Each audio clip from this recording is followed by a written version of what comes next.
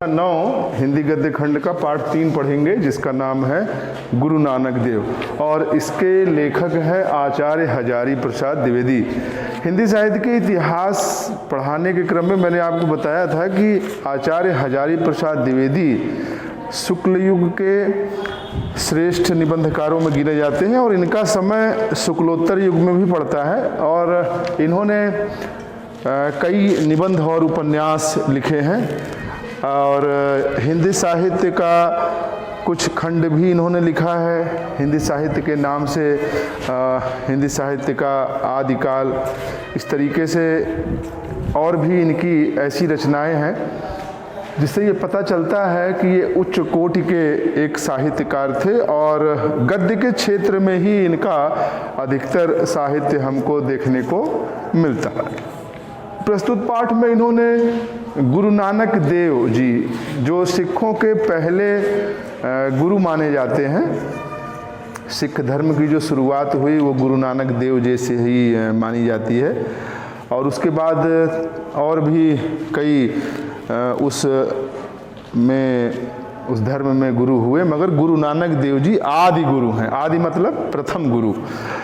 तो उनकी विशेषता, उनके स्वभाव और उनके प्रभाव के विषय में बताया गया है इस पाठ में आचार्य हजारी प्रसाद द्विवेदी द्वारा।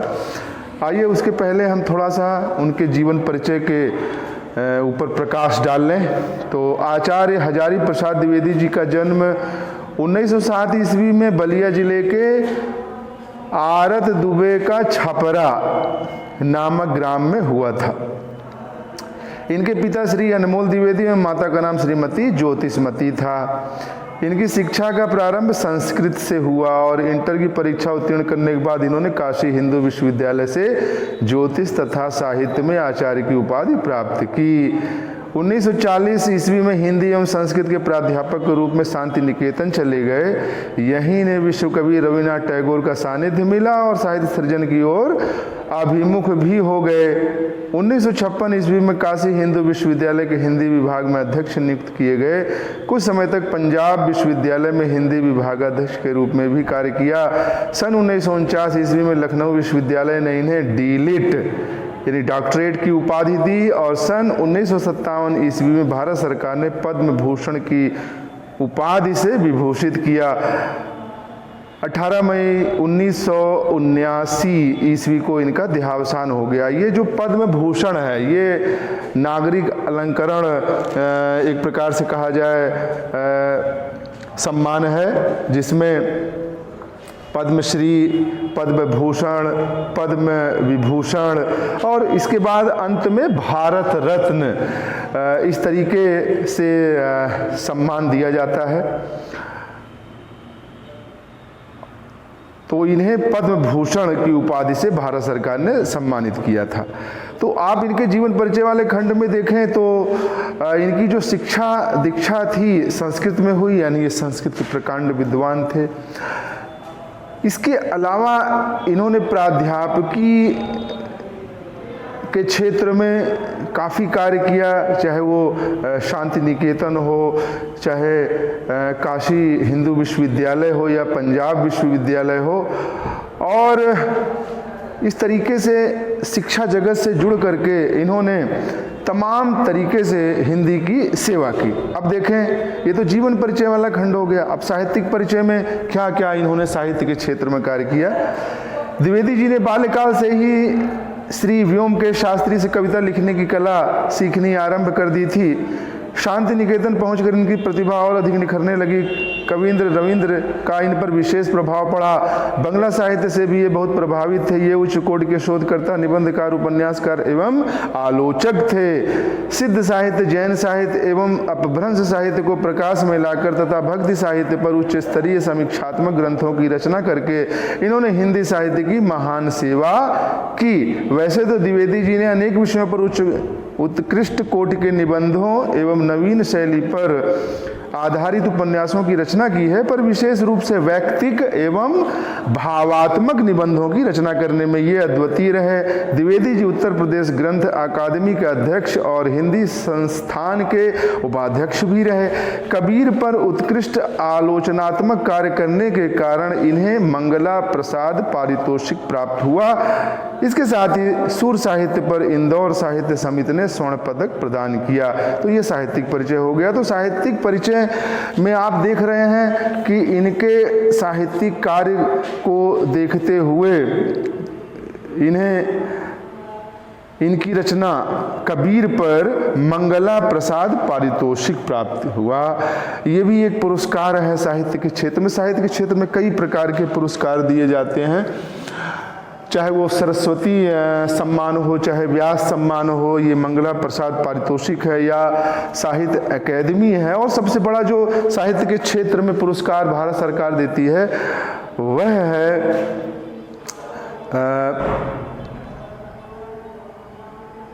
ज्ञानपीठ पुरस्कार। तो ज्ञानपीठ पुरस्कार साहित्य के क्षेत्र का सभी भाषाओं में दिया जाता है। तो जिसको भी अगर ये मिले तो वो बहुत बड़ा पुरस्कार होता है।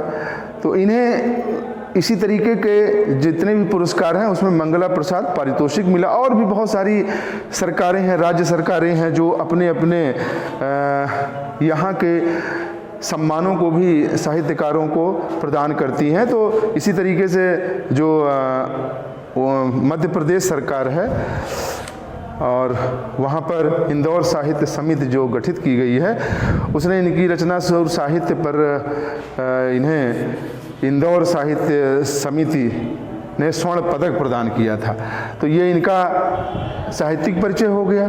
और साहित्यिक परिचय में ही आप देख रहे हैं कि ये एक उच्च कोटि के शोधकर्ता। शोधकर्ता का मतलब किसी चीज को खूब जांच परख करके ही उस पर कलम चलाना, उसको प्रकाश में लाना, ताकि उस पर किसी प्रकार का प्रश्नवाचक कोई न उठा सके, किसी प्रकार की टिप्पणी ऐसी न कर सके जो गलत परिप्रेक्ष्य में दी गई है।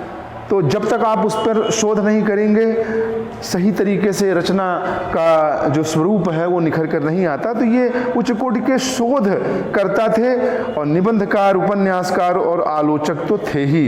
अब इनकी देखें कृतियाँ, इन्होंने जो रचनाएं लिखी हैं वो किस किस प्रकार की है। तो द्विवेदी जी की प्रमुख कृतियाँ इस प्रकार हैं। निबंध देखें, विचार और वितर्क, कल्पना, अशोक के फूल, कुटज, साहित्य के साथी, कल्पलता, विचार प्रवाह, आलोक पर्व, ये इनके निबंध संग्रह हैं। उपन्यास में पुनर्नवा, बाण भट्ट की आत्मकथा, चारु चंद्र लेख, अनाम दास का पोथा।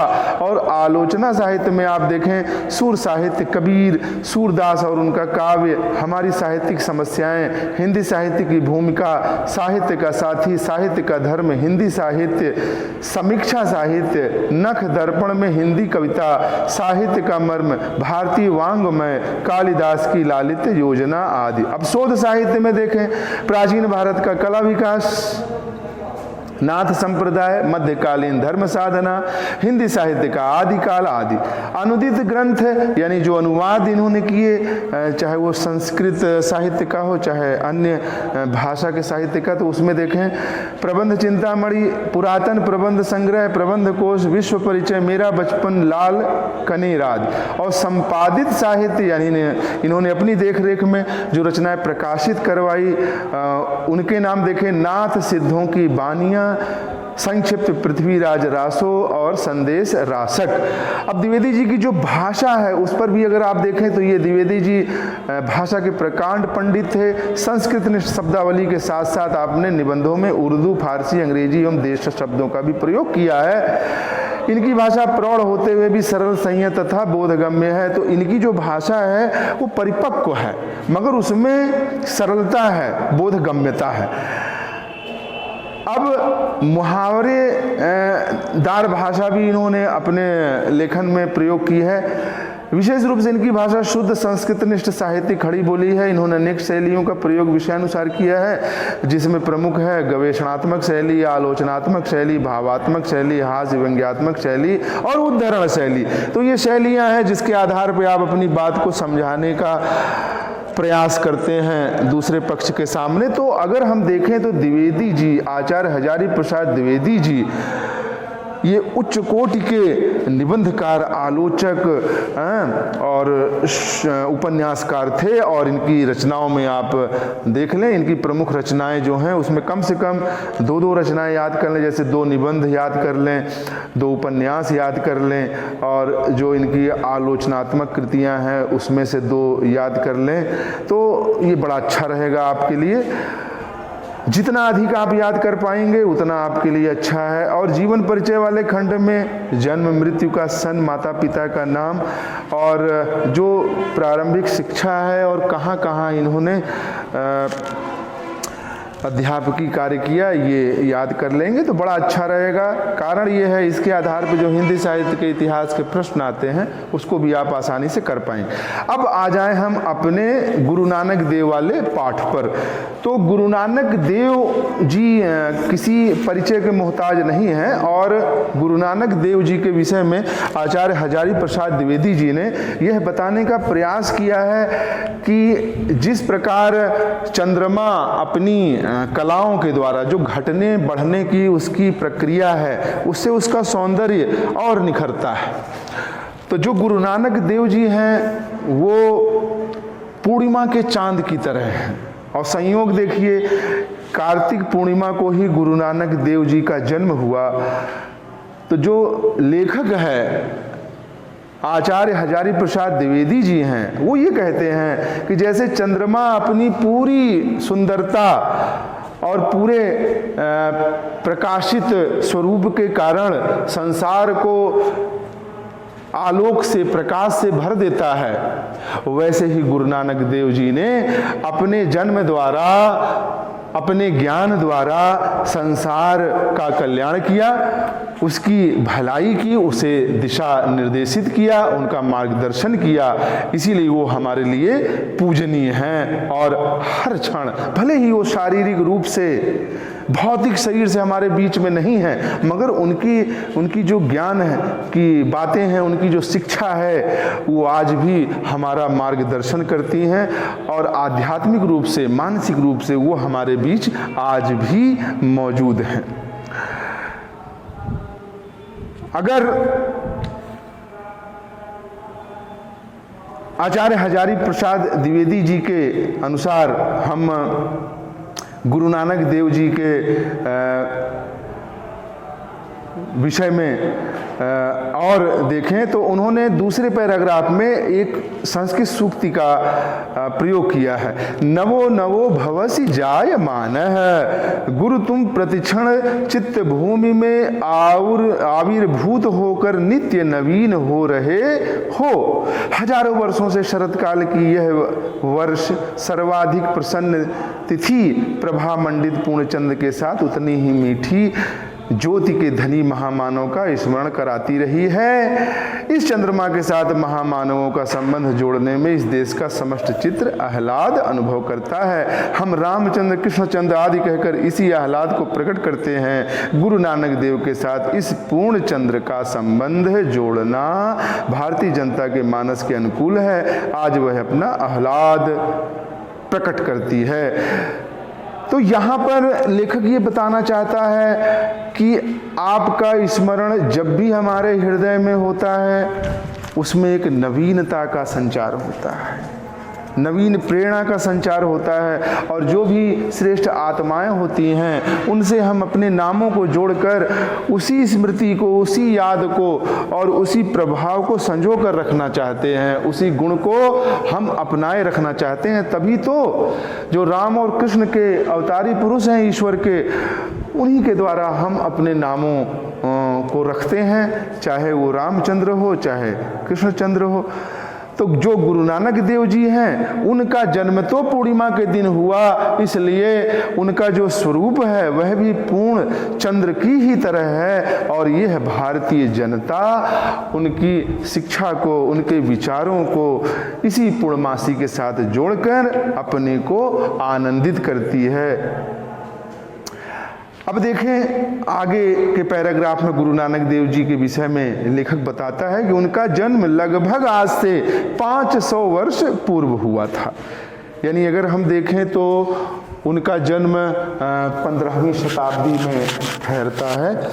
तो जिस समय का ये पाठ है लगभग 500 वर्ष, और यदि हम देखें तो आज लगभग 550 या 650 वर्ष भी हो सकते हैं, क्योंकि जो आचार्य हजारी प्रसाद द्विवेदी हैं उनकी जो मृत्यु है 1980 में हो गई थी। आज 2020 चल रहा है, तो सीधे सीधे ये 41 साल हो गए। और ये पाठ कोई ज़रूरी नहीं है कि उन्होंने अपने जीवन के अंतिम समय में लिखा होगा, तो 500 का 550 आप कर सकते हैं। तो इस तरीके से यदि हम देखें तो वो कहते हैं कि जिस समय उनका जन्म हुआ आज से लगभग 500 वर्ष पहले समाज में तरह तरह की संकीर्णताएं थी, तरह तरह के मत भिन्नताएं थी, जाति संप्रदाय और अपने संकीर्ण विचारधाराओं के द्वारा समाज खंड खंड था। और ऐसे समय में गुरु नानक देव जी ने जन्म लेकर इस भारतीय जनमानस का सही अर्थों में अगर हम देखें तो उन्होंने मार्गदर्शन किया। उन्हें कुरीतियों और रूढ़ियों से जिसमें वो जकड़े हुए थे, जिसमें वो घिरे हुए थे, जिसके कारण उनका विकास अवरुद्ध हो गया था, उससे मुक्त कराया। और उन्होंने केवल विचारों के द्वारा, अपनी शिक्षाओं के द्वारा ही उनका मार्गदर्शन नहीं किया, सही अर्थों में उन्होंने अपने कार्यों द्वारा उन्हें प्रेरित किया। उन श्रेष्ठताओं को, उन अच्छाइयों को अपने जीवन में ढाला। और इसीलिए कहा भी जाता है कि जो महामानव होते हैं, श्रेष्ठ लोग होते हैं, वो केवल जबानी रूप से किसी को शिक्षा नहीं देते, जबानी रूप से किसी को बातें नहीं बताते, बल्कि कार्य रूप में, व्यवहार रूप में उसे करके दिखाते भी हैं। या ये कहें वो कहते कम हैं, करते ज़्यादा हैं। और इसीलिए उनके प्रभाव में, उनके संपर्क में आने वाला व्यक्ति बिना उनसे प्रभावित हुए रह नहीं पाता। तो इस प्रकार का व्यक्तित्व था गुरु नानक देव जी का। और गुरु नानक देव जी ने प्रेम का ही तो संदेश दिया है। उन्होंने इस बात को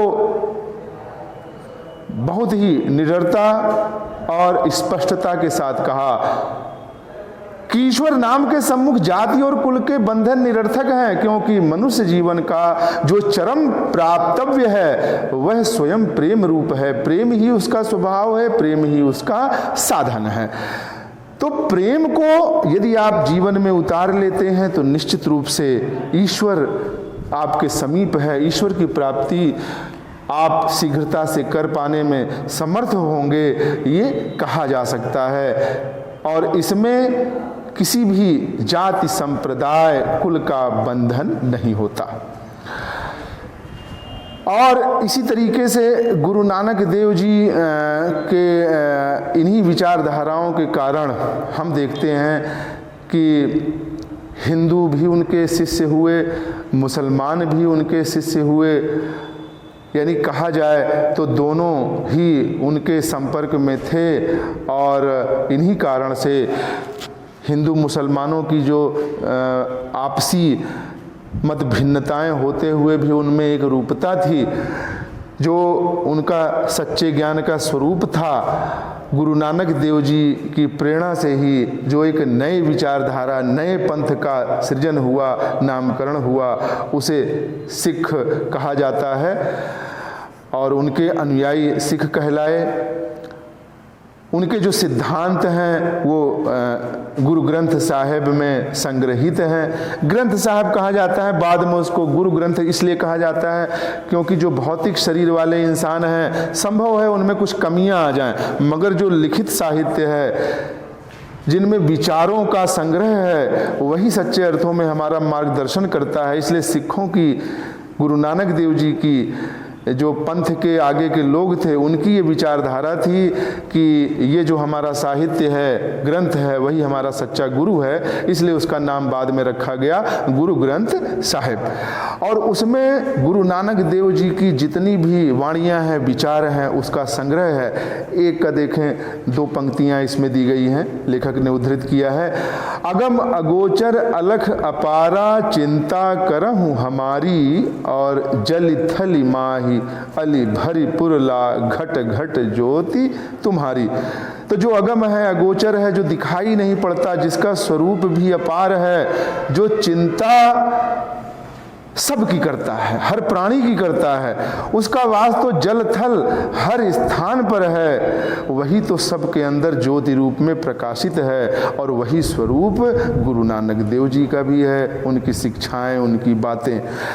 इस प्रकार से इस पूरे पाठ में अगर हम देखें तो गुरु नानक देव जी की जितनी भी श्रेष्ठ वाणियाँ हैं, उसको किसी न किसी रूप में उद्धृत करते हुए लेखक उनके कृतित्व का, उनके गुणों का बखान करना चाहता है। और इस बात के लिए भी आश्वस्त है कि ऐसे समय में गुरु नानक देव जी ने जन्म लेकर के भारतीय जनमानस का जो सही अर्थों में मार्गदर्शन किया और ईश्वर का सही स्वरूप निर्धारित किया, प्रेम की स्थापना की, उसके द्वारा हम ये कह सकते हैं कि आज भी उनका हमारे इस भारत वर्ष में किसी न किसी रूप में अस्तित्व है। शारीरिक रूप से न सही, मगर वो मानसिक और आध्यात्मिक रूप में हमारे बीच सदैव रहते ही हैं। और कहा भी जाता है, ईश्वर जब भी मानव जाति का कल्याण करना चाहता है तो ऐसे महापुरुषों के माध्यम से ही वह अवतार लेता है और परेशानी में डूबी हुई जनता का उद्धार करता है। तो गुरु नानक देव जी भी ईश्वर के ऐसे ही अवतार स्वरूप थे। उनकी वाणियाँ ऐसी ही ज्ञान की धारा थी, जिसको जीवन में यदि हम समाहित करें, अपनाएं, तो हमारा मार्गदर्शन उसी प्रकार से होता रहेगा जैसा कि आज से 500 साल पहले होता था। इसीलिए अंतिम पैराग्राफ में लेखक उनका धन्यवाद ज्ञापित करते हुए कहता है, महागुरु नई आशा, नई उमंग, नए उल्लास की आशा में आज इस देश की जनता तुम्हारे चरणों में प्रणति निवेदन कर रही है। आशा की ज्योति विकीर्ण करो, मैत्री और प्रीत की स्निग्ध धारा से आप लावित करो। हम उलझ गए हैं, भटक गए हैं, पर कृतज्ञता अब भी हम में रह गई है। आज भी हम तुम्हारी अमृतोपम वाणी को भूल नहीं गए हैं। कृतज्ञ भारत का प्रणाम अंगीकार करो। इसी सब कारण से लेखक ने गुरु नानक देव जी को महागुरु की संज्ञा दी और यह निवेदन किया कि आपके ज्ञान के कारण ही तो हम आज भी मैत्री प्रीति के स्वरूप को अपने जीवन में ढाल करके प्रेम के साथ बंधे हुए हैं और आगे बढ़ रहे हैं। आपकी जो वाणी है वो अमृत के समान हमारे अंदर जीवन का संचार कर रही है और हम कृतज्ञ होते हुए पूरे भारतवासी आपको प्रणाम करते हैं। आप हमारे प्रणाम को स्वीकार कीजिए। तो ये पाठ का लगभग थोड़ा सा सारांश था। मैंने इसलिए आपको बताया ताकि आप लेखक की विचारधारा से अवगत हो जाएं कि गुरु नानक देव जी का जो व्यक्तित्व है उसका क्या प्रभाव है और क्या स्वरूप है। अब इस पाठ के अभ्यास प्रश्न भी कुछ उसी प्रकार से दिए गए हैं जैसा कि पाठ 1 और 2 में आपने देखा होगा। बिल्कुल वही स्वरूप है। गद्यांश है, रेखांकित भाग है और उसके बाद फिर कुछ प्रश्न हैं। गद्यांश को पढ़ेंगे तो निश्चित रूप से उन प्रश्नों को करने में आपको आसानी होगी। थोड़ी सी शब्दावली संस्कृत निष्ठ है, मगर पाठ को 2-3 बार पढ़ने के बाद यदि आप देखेंगे तो आपको भावार्थ लगभग समझ में आ सकता है आसानी से। अन्यथा आप थोड़ा सा इंतज़ार अगर करेंगे तो आपको कुछ गद्यांशों का PDF मैं उपलब्ध करा दूंगा। हाथ में अभी थोड़ी चोट है इसलिए लिखना संभव नहीं हो पा रहा है। तो जो भी आपसे बनेगा उसको आप अपने ढंग से करने का अभ्यास करेंगे। और ये जो व्याकरण बोध वाले प्रश्न हैं इसको तो मैं आपको बताऊंगा ही, संभवतः इसको समझाने के बाद ही मैं PDF इसका दूंगा। तो आप इस पाठ को अभ्यास करेंगे पढ़ने के आधार पे भी और लिखने के आधार पे भी। शेष अगले सत्र में हम आप